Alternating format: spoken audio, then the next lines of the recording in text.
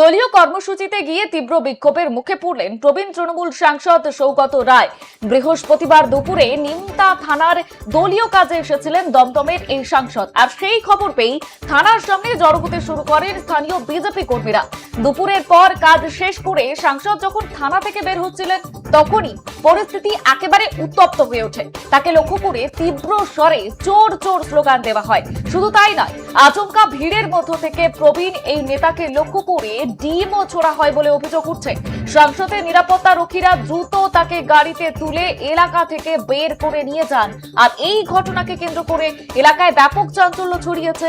ঘটনার তীব্র নিন্দা করেছে তৃণমূল কংগ্রেস। পরিস্থিতি নিয়ন্ত্রণে রাখতে নিমতা থানা এলাকায় পুলিশি নিরাপত্তা বাড়ানো হয়েছে।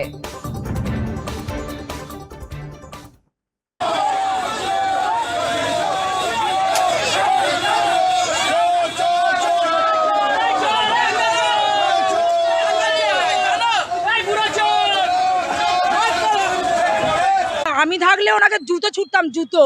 আর এরপরে দ্বিতীয় জনের নাম আছে, সেটা হচ্ছে উত্তর দমদমে যে বিশাল হাতে চেয়ারম্যান। ওকে আমি যেখানে যেদিন ভাববো, যেদিন দেখি বিজেপি জয়েন করেছে, ওকে জুতো দিয়ে পেরাবো। এরপরে বিধান বিশ্বাসের নাম আছে। আমি ছিলাম না বলে আজকে সাংসদ বেঁচে গেছে, তৃণমূলের সাংসদ।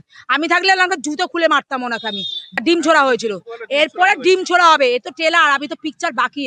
এখনো পর্যন্ত বিজেপি ভদ্র আছে, এরপরে আরো দেখবে যে আমরা আরো কি করতে পারি। টেলার দেখিয়েছি। কিছুক্ষণ আগে জানতে পারি আমাদের নিমতা থানার সামনে সৌগত রায় এসেছিলেন। কিছু হয়তো ওনাদের তৃণমূলের কিছু লোকজন হয়তো ধরপাকড় চলছে, সেই জন্য হয়তো কিছু বলতে এসেছিলেন যে ওরা ছাড়াবার ব্যবস্থা করতে।